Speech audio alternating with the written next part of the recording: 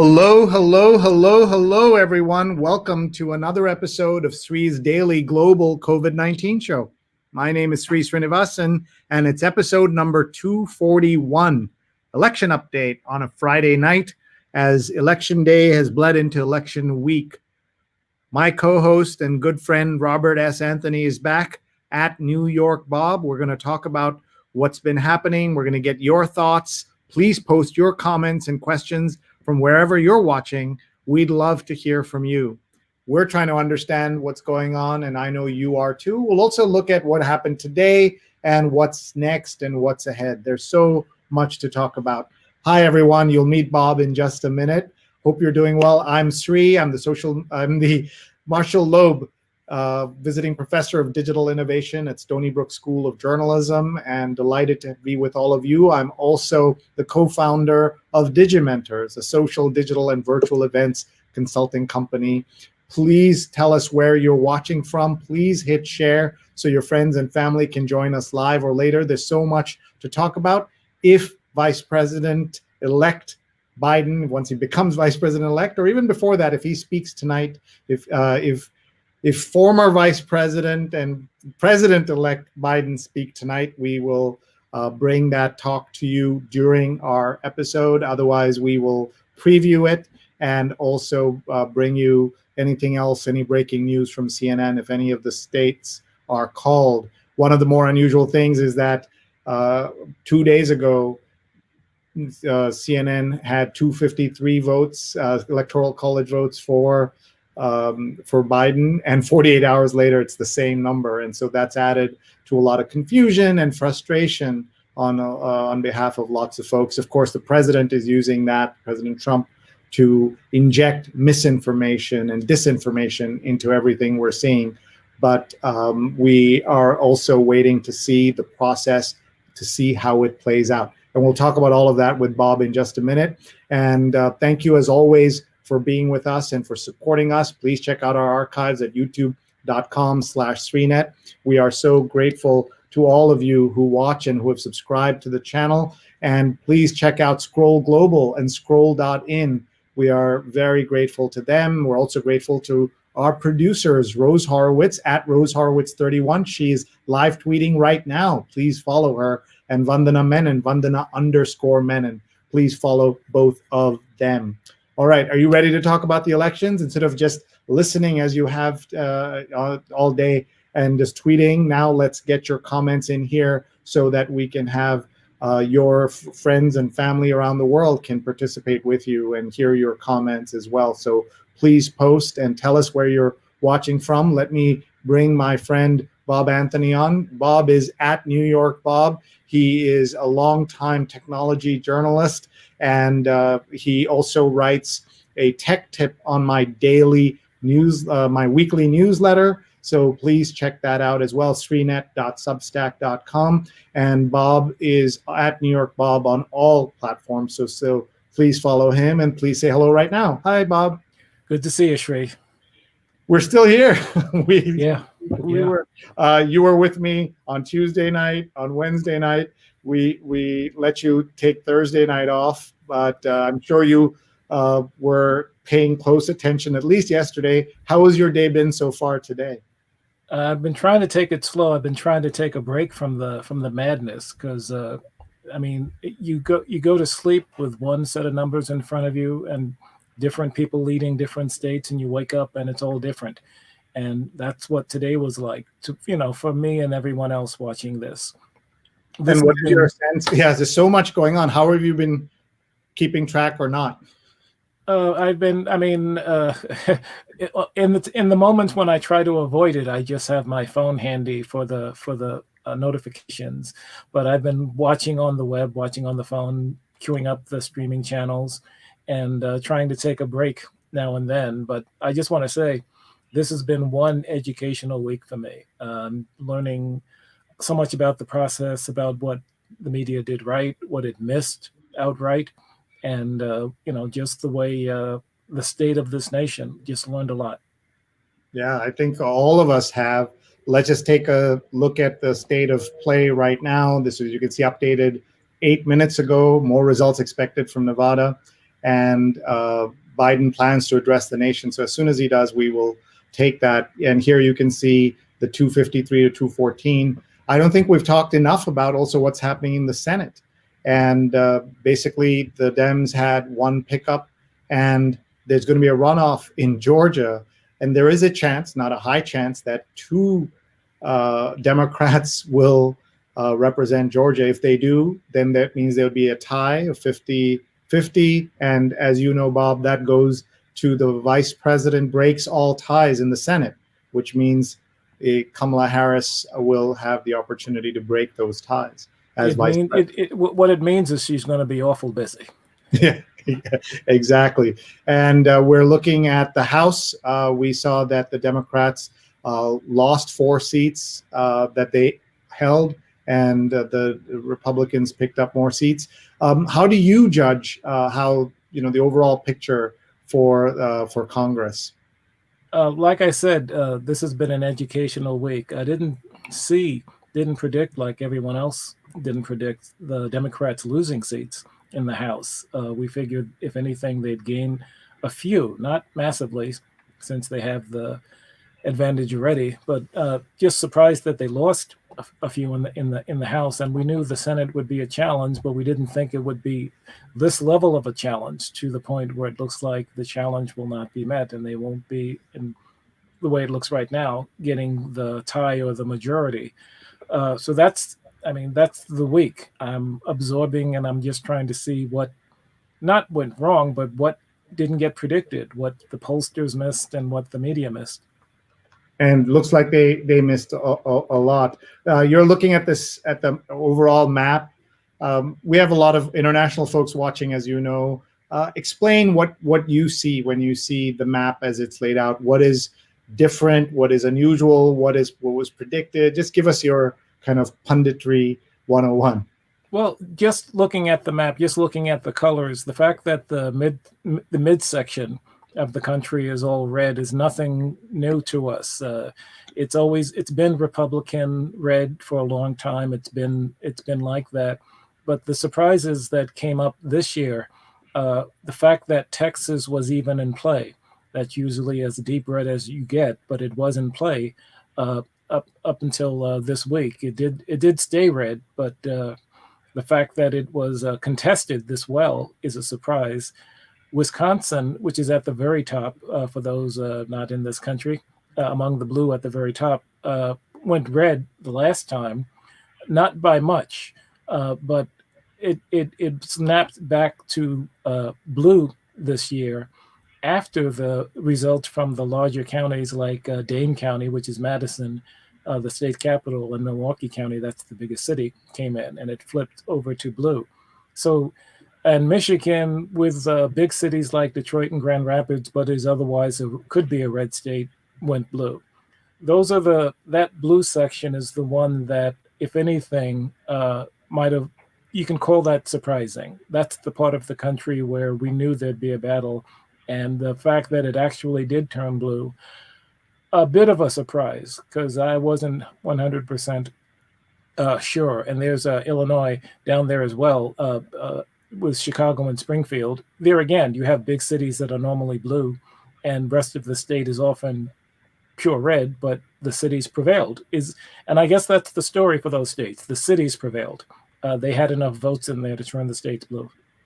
I think a lot of us like to pretend we're Steve Kornacki or John King and play with these maps. But one of the things that, as somebody who spent time in Wisconsin, one of your first journalism jobs was in Wisconsin and Racine, that it's important for people to understand that these borders are, like in any country really, the state borders are artificial, and the kind of people who live on a certain side of the border are very much the kind of people who live on the other side. And so sometimes you see states that you think maybe they'll be more similar, but they're not, because they're red and blue. But in that border area, they might be almost exactly the same kind of people. No, you're right. If you cross from I guess La Crosse, Wisconsin, and go across the river to Minnesota, that's basically the same type of people from one state to the other. And well, Minnesota also turned blue, but if you go even further west, you're still talking about the same type of homeowner or rural resident. But those states don't have big cities like Minneapolis and Chicago, Milwaukee, Detroit to flip the state. And here again, the cities were extremely important this year in dictating which way the state goes. And it's exactly what we're seeing in Pennsylvania with Philadelphia telling pushing the state blue as we speak, and Atlanta and the rest of Fulton County pushing Georgia blue at the moment. So whatever the Democrats did to get the votes out in the city was essential, obviously, because we also saw a growth in the Republican voter turnout. So the cities, the states with the big cities in them, really maxed out their possibilities. And that is part of the story that we're looking at. Having spent time as you did in parts of America that are not big cities, what was your lesson about Americans? You're such a New Yorker, about kind of that divide that exists between kind of urban Americans, and then there's like suburban Americans, and then there's rural Americans. How much of that did you understand? And that was some years ago. How much of that has changed over this time? We saw the president attack the suburbs and try to scare suburbanites by saying, oh, they're going to be people of color going to be moving. And what he doesn't understand is a lot of suburbs are already like that. That's where the other half of what I do comes in handy. As you know, I'm both a tech and a travel journalist. And so in some of my trips to what you would call red areas, I learn as I take these press trips. And in one trip to Port St. Joe's, that's in Florida, and another one to Punta Gorda area of Florida, both very red areas, both people who have never taken, say, mass transit, because there's no mass transit in the area. So they live a lot different than I do. But especially in the Port St. Joe area, people actually go out and hunt for their meals, and that's something that we don't do in New York. We don't go into Central Park and shoot anything. Of all the people I met who were definitely pure red Republicans, of all the people I met in those red cities I traveled to, not one person had horns growing out of his head. They were all good people who were all interested in maintaining their families and getting their kids off to school and maintaining their jobs. And they just had a history of voting Republican, and damn it, that's what they were going to do. I didn't run into the motorcycle gang types or the white supremacist types. I just ran into people in red states who wanted a certain way of living, which was a lot different from mine. And to see it and to see people being pleasant to me, because I'm an out-of-towner, you learn something through that there is room for tolerance. There is room for us to actually chat with each other. And we might not agree, but we don't need the type of divide that we're having right now. And but believe me, it was an eye-opener, just chatting with people who aren't like me, but have the same goals, just peace and tolerance. And what during that time, what did they also realize that as a New Yorker, you're not as scary as maybe they thought? I get that sometimes, because they're like, you're not as arrogant as we thought you would be. You know, the damn Yankee coming down to our territory to mess things up and throw beer cans around. I get that sometimes. Good, and they don't expect I'm a quiet person. They don't expect a non-trash talking person like myself to be an actual Brooklynite, much less a New Yorker. So meeting people does a lot to eliminate some of the misconceptions we might have. And again, these are people in the different areas. What was that? I was in Texas a few years ago. Palmyra Beach is one of the neighborhoods, and Same thing, red area, but very friendly people, more than happy to wave me into their restaurants, uh, to hear what I have to say about minor league baseball in Brooklyn. Uh, just, it's amazing what happens when you just talk, but we didn't get much of that just talking during this campaign. And that's too bad that we did not have that, and that's partly to do with the way the Republican Party has changed. So we're standing by to see if Joe Biden speaks tonight. If he does, we'll bring it to you here live as well. Let's take a look at people's comments. Paula, our friend from Tallahassee, says hello, and Jonathan Borstein, who has watched 242 episodes in a row, 241 episodes in a row. Hello from the East Village, filled with the sounds of helicopters, honking horns, sirens, in an ice cream truck. That sounds like another day in the East Village. Are there protests where you are? You're in Brooklyn, so for again our non-New Yorkers, I'm on the Upper West Side of Manhattan. We have Jonathan on the lower side of Manhattan, in downtown Manhattan, and Bob is over in Brooklyn. What's happening there with protests or gatherings or anything like that? Well, before we went on air, I pulled out my phone and I went to the Citizen app because I got a notification that there were protesters in Union Square, which is a rather sizable park for Manhattan anyway, on 14th Street in, I guess, southern Manhattan. And yeah, a few hundred people with signs that say "Dump Trump," count every vote. I don't know if there have been clashes with the police tonight. There were last night, but it is a big crowd, a few hundred people from what I saw in the video. Here again, it's the type of thing we've seen all summer, with people wanting to get their voices heard. And once again, I'm both supportive and troubled by the fact that people are protesting, which I support, and troubled that they choose to do it in the dead of the night, which is when the protests can get hijacked by people who have no feelings about the election, but just want to get close enough to a store window to bust it. So that's a question that I have. What is your sense of why so many of the protests are during the day? They're different from at night, as you saw in Kenosha in Wisconsin. That was also part of the problem.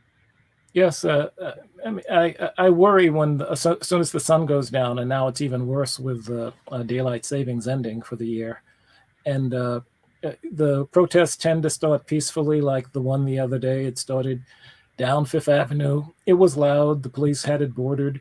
But it got to one point where I guess some people just wanted to fight with police, and that's the part I don't get. If police are misbehaving, I get it. You need to call them out.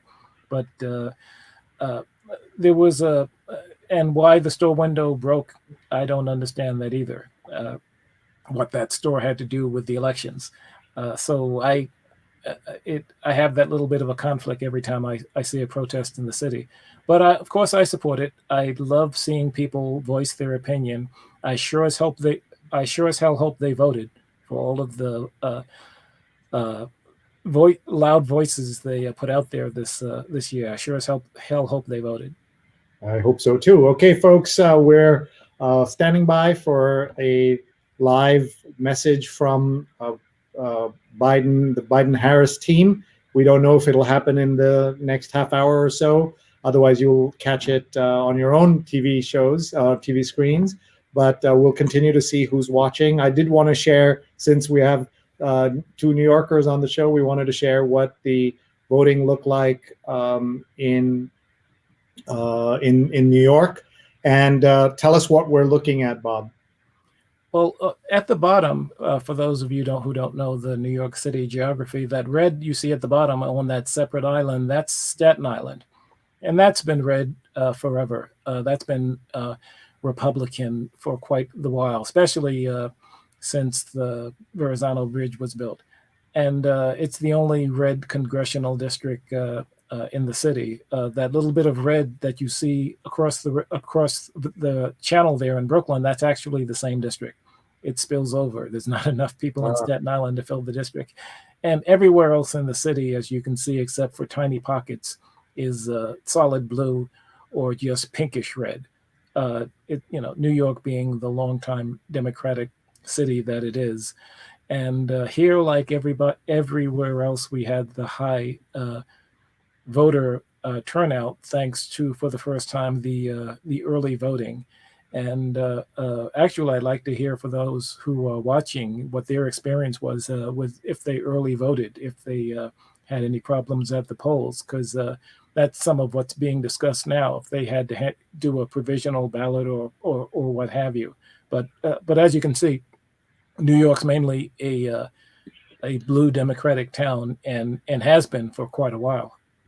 Yeah, and these are, I think, by only the in-person voting. So I'm sure as the president has been complaining all this time about how the vote has been manipulated, I think there's a point that we should make to everybody who's been confused about what's happening with the count. The president for 5 months sabotaged the electoral process himself and said to people, don't trust the mail-in process, go and vote in person. And Bob has heard me say this, that back in March and April, when I didn't think we would still be in a terrible pandemic situation, I said that the elections would be determined by Republicans who would happily go and vote because they wouldn't believe in the pandemic, and the Democrats would stay home. And so he did that for 5 months. And so, in fact, the Republicans did turn out in huge numbers. In person, they definitely, in many states, had a bigger turnout. But all those mail-in ballots that the Democrats sent in, a preponderance of them were Democratic voters. They were not counted at the start of the process in many states, including because state legislatures run by Republicans wanted that to be counted later so they could sow the seeds of doubt and distrust in the election process, which is so mind-boggling. And these are some of the things that our international guests often have questions about our viewers, like, how is this possible? Why is the system so screwed up? Why isn't it a national system? But really, every state has almost its own methodology. And we had on this show an official from the Secretary of State's office in Colorado, the state of Colorado. And it is unusual that they're all called Secretary of State, which adds to the confusion since, of course, the top diplomatic post is also called Secretary of State. And they're all basically just good.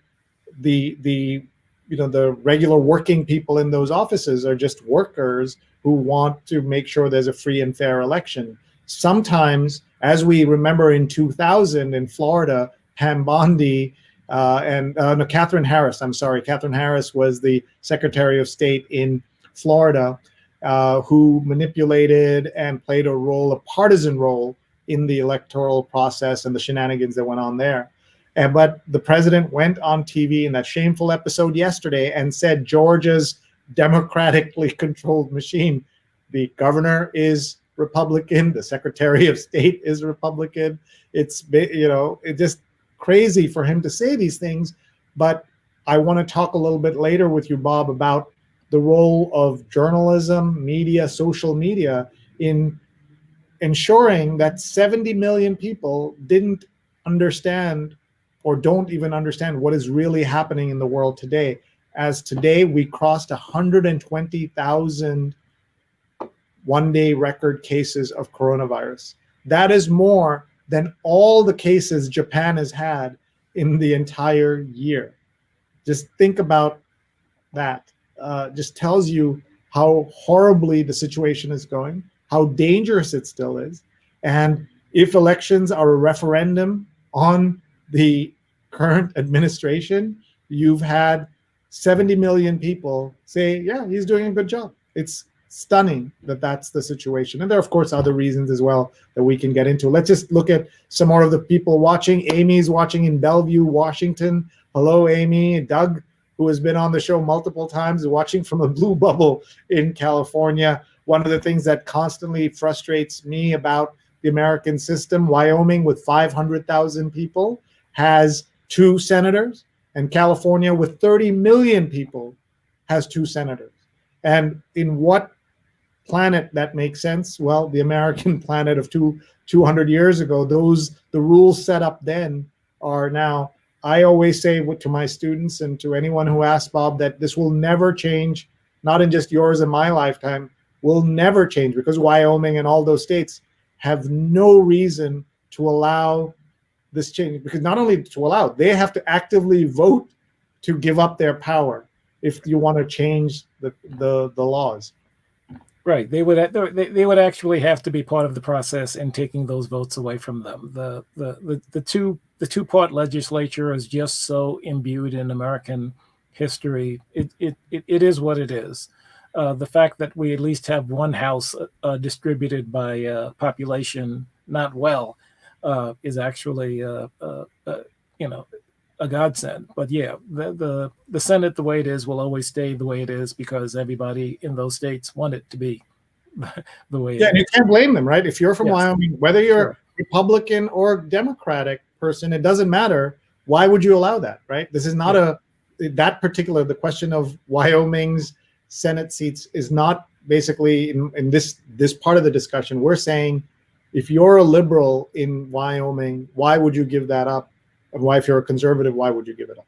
It would have to be removed by some judicial process, like how you might be too young for this, like how the Board of Estimate was phased out of existence in New York. And in the Board of Estimate, every borough, whether it was Staten Island with 300,000 people or Brooklyn with 3 million, got the same vote. And the state Supreme Court had finally said that's unconstitutional. And that's why we don't have that in New York anymore. But that's what you would need on the national level, and that's not going to happen. Gaming Bro Killer, now that's an unusual name, is watching from India. Hello, Gaming Bro Killer. Charles Cunnincarroll, good friend of the show. He's been on the air with us to talk about his book, The Inventor in You. Great to have him back. Stefan is here. Oy vey, he says, what a day. Are we there yet? Let's do this and vote him out. Vamshi says, hello, Keith Butler is watching from New Zealand. And New Zealand's an example of a country that did a fantastic job with its coronavirus cases. And then the referendum was basically a landslide for the prime minister. That's one well-run country, either talking coronavirus or talking weapons, which is a whole different show. That's I've admired what they've done lately. So since you mentioned it, for gun safety, they had that horrible massacre in Christchurch, and they changed their gun laws. I don't know exactly what they did, but they basically the automatic weapons just taken off the table. I mean, not the type of that you would use for hunting, but the automatic Uzis and whatnot. Those are they were just legislated out of the hands of people, because they frankly don't need them. Wait a minute! Look at this breaking news. Is that right? Yeah, she'll pay for that later. Oh my God! Happy birthday, Bob! I did not know. I'm sorry, I didn't know. Happy birthday! Thank you. Wow, great to spend this with you in this way. But this shows us these are the kind of things that people are doing. They're just at home if you're careful, you're at home on a Friday night, even if it's your birthday. Well, I mean, you do. I spent the whole day being lazy. I didn't do much with it. But I remember birthdays where I had to go out and do a little bit of work, either for myself or otherwise. There's a basketball in the hall signed by I think he's in the Hall of Fame, Bill Walton. He was at an event. He better be in the Hall of Fame, yeah. Yes. Center for UCLA and later for the Lakers, I guess. And I was working for covering a Lenovo event that day. And I told him it was my birthday, and he signed the basketball, and it's out there. I need to pump it up and put some more air in it. So yeah, once in a while I'll work, but I'll only do it if it's for you and other people that I enjoy working with.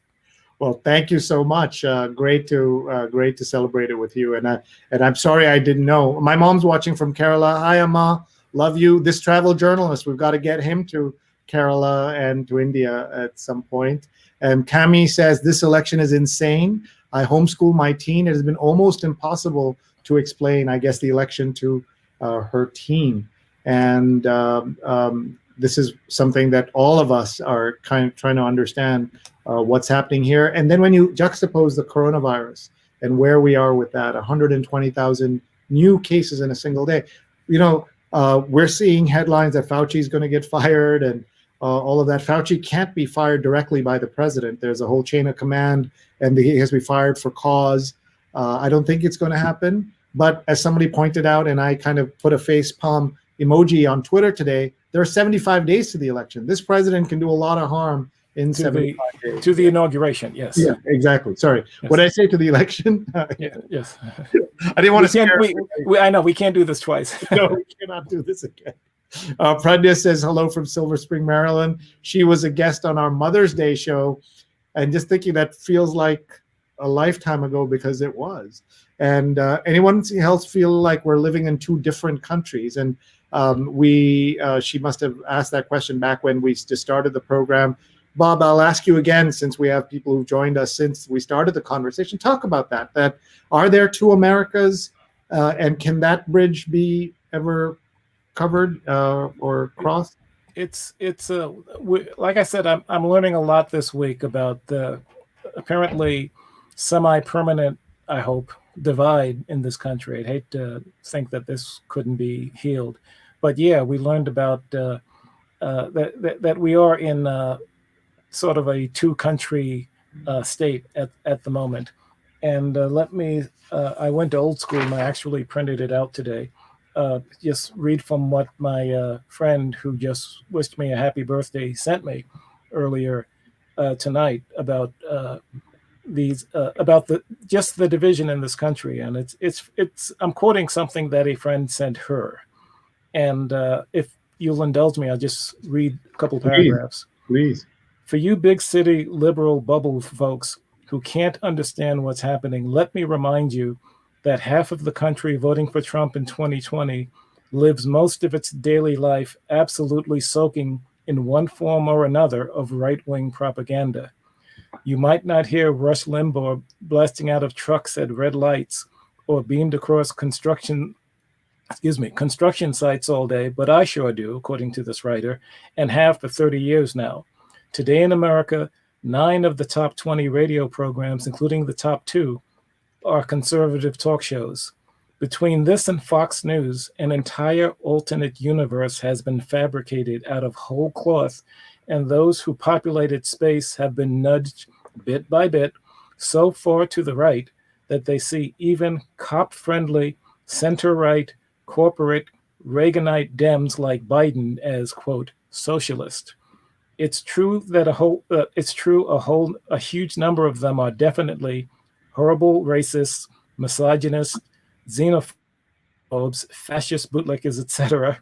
But a lot of them are just, quote, low information, unquote, citizens who have chosen the wrong spigot and have been drinking ideological poison for an entire generation now. I live among them and am in no way shocked by today's results. That's more eloquent than I could have been to explain what happened. That just put it in good perspective. There's a section of America who will listen to what you just said about the coronavirus and just say 2 words, fake news, and dismiss it. It's kind of where we are. It's disappointing, and I'm not sharp enough, even at this advanced stage, to figure out how to heal it. And this is something that we will live with for a long time. I know how angry I am to think that 70 million people voted on this referendum, basically saying he's doing a good job. But this is the point that your friend makes, so important. We forget about talk radio. We focus on Fox, and we focus on social media, where right-wing propaganda is the number one source of information on social media platforms, Facebook, on Twitter, on YouTube, all of that. And looking at the numbers out hold of on, sorry, Pennsylvania, Joe Biden has extended. Let's take a look at what's happening. As Maybe they're about to speak. Let's see. Being counted. His lead is now 27,130 votes ahead. More votes still to be counted. We are waiting to hear from Vice President Biden. We understand he is, in fact, planning to speak tonight. We'll obviously bring that to you live. That's something we've been hearing about all day, and they've had the setup actually made for several days now. But we'll see exactly what time the vice president comes out. We also believe that Vice President-elect Kamala Harris, or potential Vice President-elect Kamala Harris, will also be speaking. David, we talked about what they might talk about, and one of the things I think. All right. So, by the way, just look at those numbers on the side there. Isn't that astounding? The 4,000 in Georgia, that's basically non-existent. The lead, that is. Yeah, that's right. It's so small, right? Nevada is 22,000, Pennsylvania is 27, Arizona is 29. So some have gone up, some have gone down in these last 48 hours, but that number 253 has not changed for Biden here. Of course, we saw that Arizona got called for Biden on Tuesday night itself, which now various people have said that might have been, even if it turns out to be correct, might have been too early a call. Let's see some of the other comments coming in. Adam says, hello, Sree, you're doing amazing work. Thanks and stay well. Thank you, everybody. And Pradnya is reflecting on what you said, Bob, earlier. And she is surprised that finding one's favorite roving food truck doesn't count as hunting. Because you said you've been to places where people often will hunt for at least some of their food. Right. Took me a while to get that. Oh, okay, yeah. That kind of hunting I do all the time. Yeah, and Jonathan says, well, now that you mention it, Peggy's watching from Korea, where I've got 4 days left of quarantine. Peggy, I've been wanting you to come on the show to talk about Taiwan, but now that you've also lived in or spent time in Korea, would love to have you talk about both places. And till this is all over, or even when it's all over, I will always cite the statistic, as you know, Bob, that America and South Korea got the coronavirus on the same day, the first cases. And when they hit 500 deaths, we were approaching 200,000 deaths. Just every mathematical equation just tells you on just those two countries, tells you how America has failed. 4% of the world's population, 20% of the world's deaths. Things like that again and again just tell us how badly we have failed. And we're not talking enough about coronavirus. I think the election has taken our eyes off what's happening there for the last 2-3 weeks, including on this show that's supposed to be about COVID-19. Right. And when people have asked me, why do you dislike Trump so much? Among the reasons is his failure to solve this problem. And we've said he doesn't have to do it as well as New Zealand. He doesn't have to do it as well as Korea. Do it as well as Germany, another leading industrialized country. Look at Canada, where there've been multiple days this week where they didn't have a single case, and we had 120,000 cases. How can that be? Similar, they're similar countries, the population sizes are different, but that's what's frustrating, and that's what makes me so angry. And that's why I have to get over this anger about the 69 million people who maybe don't know any better, because they're told the virus is over. If they're turning a corner. Someone said we're turning around the corner to go to a coroner. They're joking about this because we have to laugh, otherwise we will cry. It's true. We need to take a break from the reality sometimes. But you were talking about Canada, and I have a good tech friend who grew up, who's a native Canadian, and she was considering leaving and going back if the wrong person got elected this time around. She just couldn't take any more between the politics and the lack of concern for the handling of the coronavirus. So hopefully she won't be leaving. She's a good tech writer, but her other friends of mine who have an option to move elsewhere were deadly seriously considering their next move if we had another 4 years of this administration. Yeah, one of the things that I'm just glancing up at the Fox screen here, and they're talking about minorities and how Trump increased his vote among minorities, several groups of minorities, including Black men, and why that doesn't mean that he's racist. That's proof that he's not racist. Could you address that? That's very good, because I'm getting that type of. I'm seeing that on Facebook. my friends both at New York Association of Black Journalists, NABJ, the national organization, they're wondering why sections of Black America believe that Trump is the right way out. And I remember one Black man being interviewed right in Times Square, who was by one of the local TV channels saying that he didn't believe what they were saying about the coronavirus, and it's nowhere near as bad as they say it is. Those were his words. I don't know if it's that type of I'm trying not to sound condescending here, uninformed person that is a Trump supporter. That's part of the education I'm getting this week, because I'm not understanding that part. I try to look sideways, as I keep saying, step into somebody else's shoes and see how they think. But this Black support coming anywhere for Trump, even from the states which are normally Republican, I don't understand. Yeah, 18%. By some estimates, 18% of Black men voted for Trump against the usual 12 to 13% who might usually vote.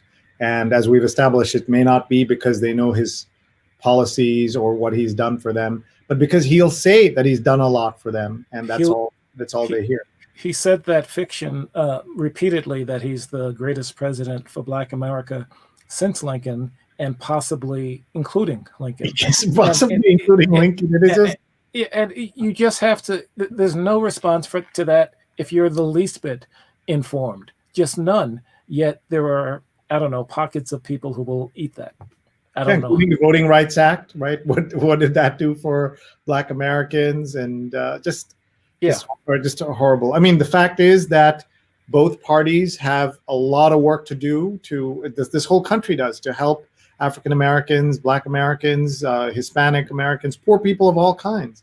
And Black people are obviously not all poor. There are Black middle class, Black rich people, but the underprivileged of all races in this country have a lot of work that the parties need to do, and they're not doing a good job of that. And my personal theory is that we need to get out of the two-party system, because right now the people who are in the parties are playing for their teams and not for the people. They're playing for a Democratic win or for a Republican win. They're both, as you know, just corporations with offices in Washington, D.C. And we need to start electing people that we believe in, no matter what party independents. We need to go into it with open eyes and stop voting straight blue or straight red, and just start being better voters. But the problem, as you know, the way this country is set up, that for a third party, yesterday we had the political scientist Andrew Hacker on the show with us, and he was talking about that in this country, just not set up that way. America is not set up that way, and he doesn't think that even what Ross Perot was able to do, 19% third-party vote that he got in '92 that helped Clinton, is not going to happen again. And so if you can't even get to 19%, and we saw the damage that Jill Stein and Gary Johnson were able to do last time. Luckily, I can't believe I'm saying this, Kanye West didn't catch fire. Yes. I was brokenhearted when he conceded. The worst insult was they had one of the stations had Joe Biden, 50-something%, Trump 49%. Joe Jurgensen had some 1%, and then they didn't have a picture of Kanye. They just had like this outline of Kanye, and somebody posted they couldn't find one photograph of Kanye West to put on that.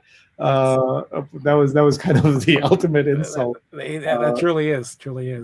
And we know he was being encouraged and supported and paid for by the Republican Party and by Trump allies in order to go after that young people and others who might support him. Fernando's watching from LA.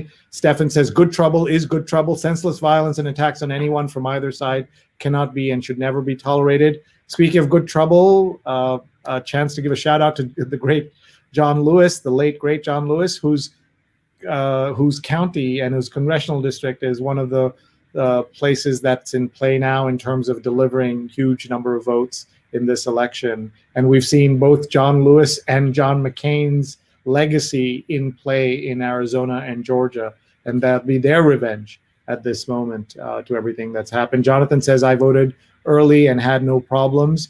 And Kasang Dorji and Ashish are watching from India. And Jonathan saying happy birthday to you. Amy is saying happy birthday to you. Fernando is saying happy birthday to you. And Fernando says 2 per state by population is what he's suggesting. Shubham says hello. Stefan says, we took our son to lunch for his 14th birthday today. Oh, happy birthday to, he's only known as Mr. Man on social media. I am thankful that we can have a President Joe Biden that'll do his absolute best to get a grip on this pandemic so that he might be able to start high school in a semi-normal way next September. My biggest hope for him is that. And same way here, I'm hoping my 17-year-olds can have a normal graduation and go to university next summer and fall. Let's see who else is what. So nice to know that Bob shares a special day with my son. 2 great guys. Happy birthday, Bob. And Jonathan says, I'm getting slap happy, Sree. And so that term, for those not familiar with it, is that like punch happy, like punchy, sure. Overly caffeinated without caffeine? That's me. My wife says I'm like this without caffeine. Imagine if I drank coffee or tea. This would be difficult.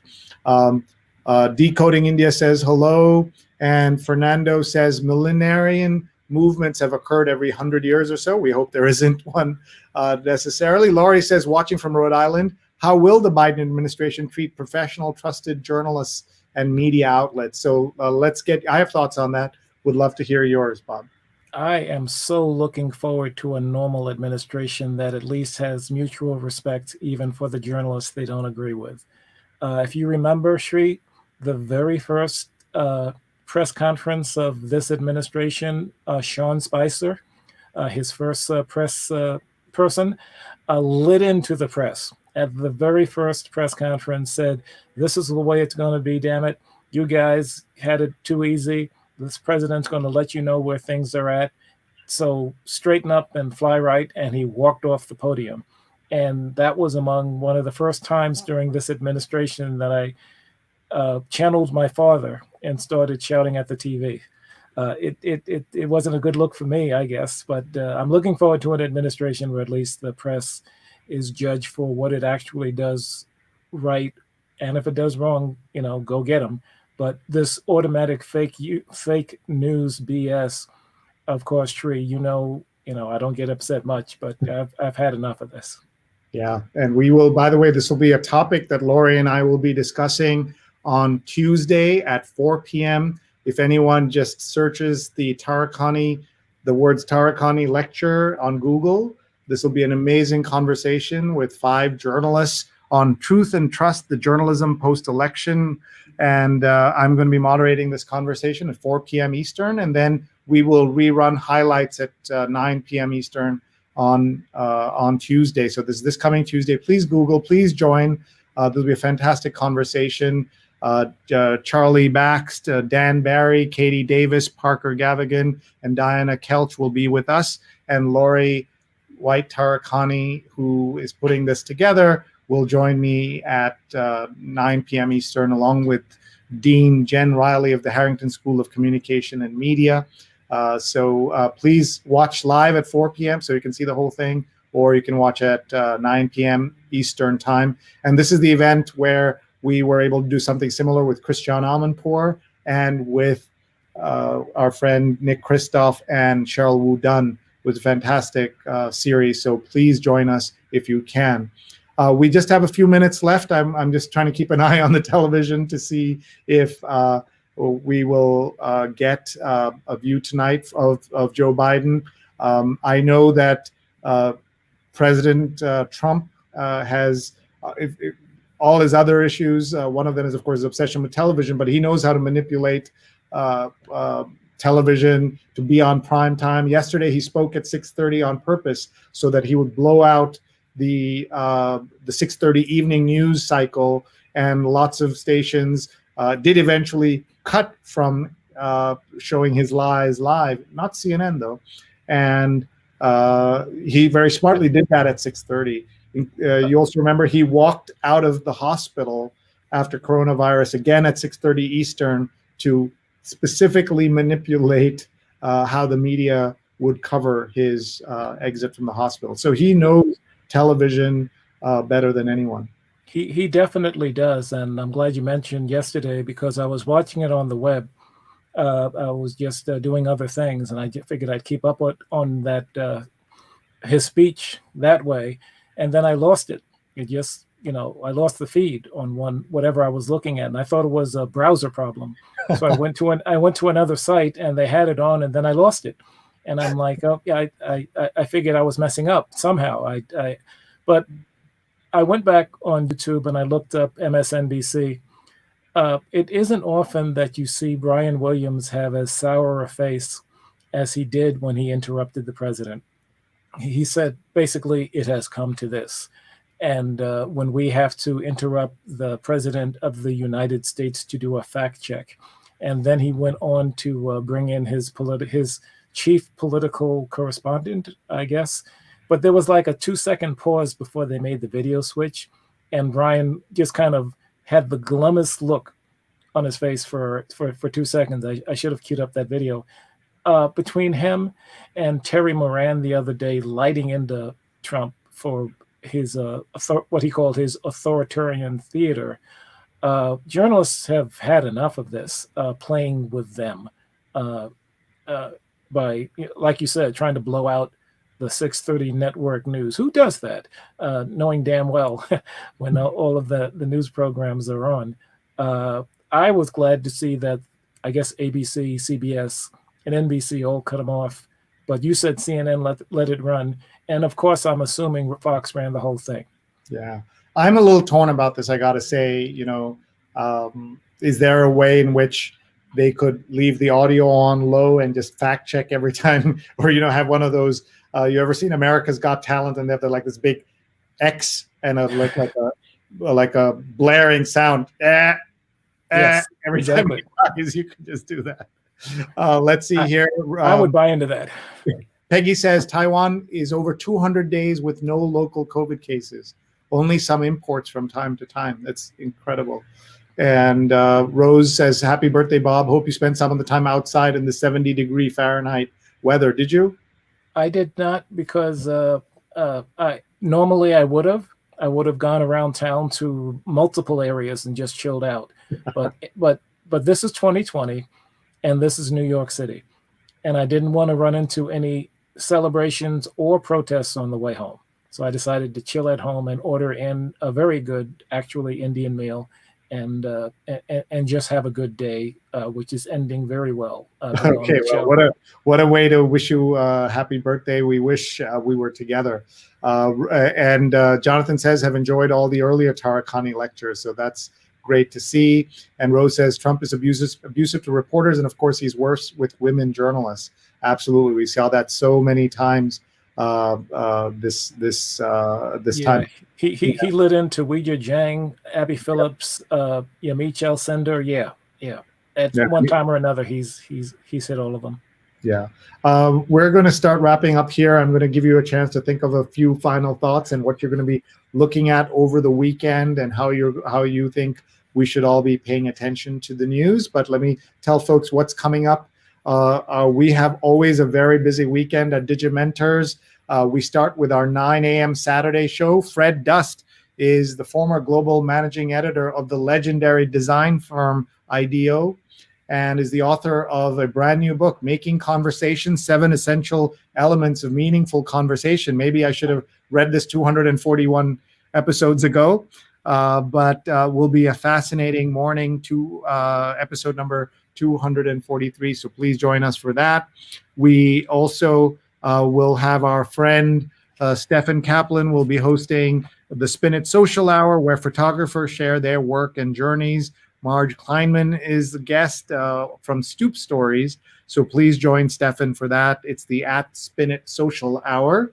And then from noon to 2, I host the weekly Coping with COVID show on WBAI. We're going to be talking about COVID and education for part of it. And in the second hour, we're going to talk about the elections with Josh Pasek and Professor Samuel Abrahamovich. So please join us for that. And then on Sunday morning is the New York Times Read Along. And we have a political strategist and consultant with us. His clients of Jeffrey Plout include many members of Congress, national committees like the House Majority PAC, national labor unions, major foundations, and top corporations. Will understand what to make of this election, but also to look ahead. What is the agenda that a Biden-Harris administration can execute on? What will happen? And that's something that we will learn. And then we will, of course, have a Sunday night positivity. So always busy on the weekends, and we'd love to have all of you join. Please, if you aren't following me on Twitter, please do @Sree. And on YouTube, you can hit subscribe @SreeNet is my YouTube channel. Bob is @New York Bob. So Bob, some final thoughts from you, please. Well, good discussing politics with you again. I was just thinking, I had a friend who I lost, unfortunately, a few years ago to breast cancer. And as long as I knew her, she had political ideas that were the polar opposite of mine. She was just, I'm sure she would have donated to the Trump candidacy in 2016 when she was still here. But we never let politics get between us. And she would have been the one torturing me on my birthday to do something other than stay at home and, go out to dinner someplace on her tab, of course. All because it was possible for us to be just reasonable and tolerant, even though we weren't politically on the same page. And years ago, she gave me what I consider one of my best gifts, and it cost her 99 cents. It's a mug with a sketch of Walter Matthau on it, actor we both were big fans of.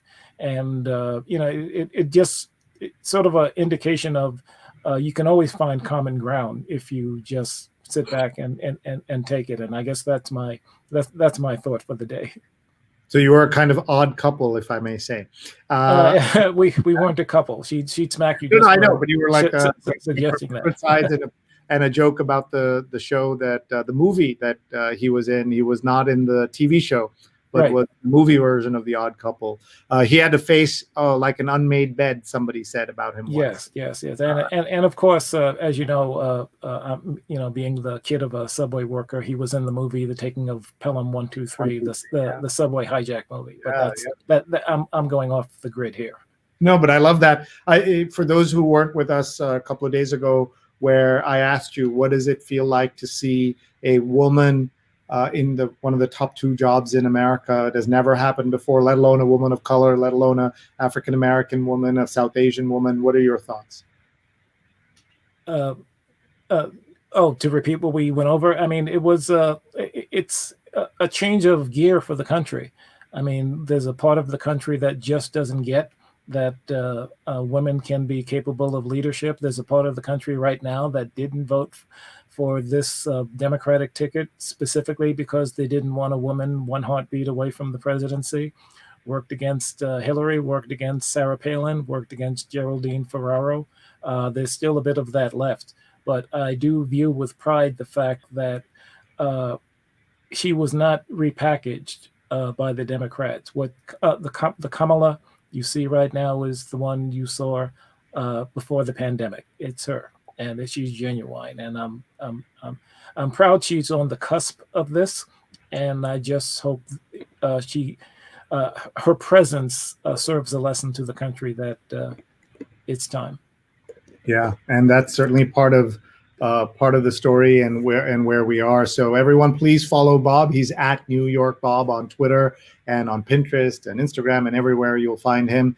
And we are just very grateful to him. A reminder that tomorrow morning we'll be back at 9 a.m. Eastern with one of the most influential folks in the world of design, the former managing director of IDEO will be with us, Fred Dust, making conversation in his new book, 7 Essential Elements of Meaningful conversation, and so much more to do. Everyone, let us know what you think of the Biden speech tonight. I don't know if I'm looking at the portal screen. It'll be up soon, just from what I'm seeing. Yeah. And by the way, wouldn't it be great to have a president who shows up on time for things as well? If we can go back to that. One of the things I'll never forget from 2016 is the fact that even when Jeb Bush was speaking somewhere, CNN and others would just run photos of an empty podium saying Trump awaiting Trump's speech. That became, so I remember like pictures of him waiting for him as much as of him speaking at those rallies, and that all had an impact, that cumulative effect of not that I would want Jeb Bush as our president either. But I know exactly what you mean. He did know how to capture the attention, even when he wasn't there. Yeah, it was stunning. I've never seen anything like that before, and that's something certainly Jeff Zucker and others will always be held responsible for.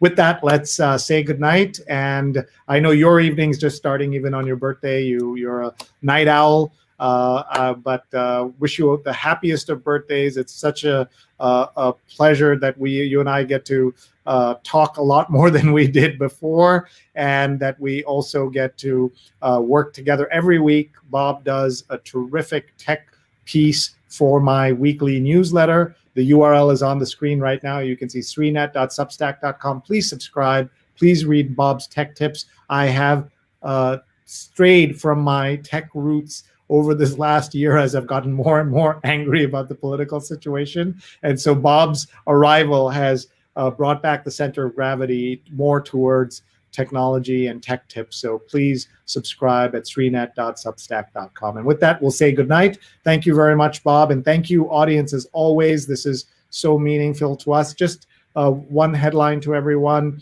We are on episode 241. We're heading to episode 250, 2 Sundays from today. And our plan is to go on to continue doing the show, but not every single night, in part because 250 is a nice round number, and to pause doing the daily program, but we will aim to do it once or twice or maybe even more, depending on the guests we have.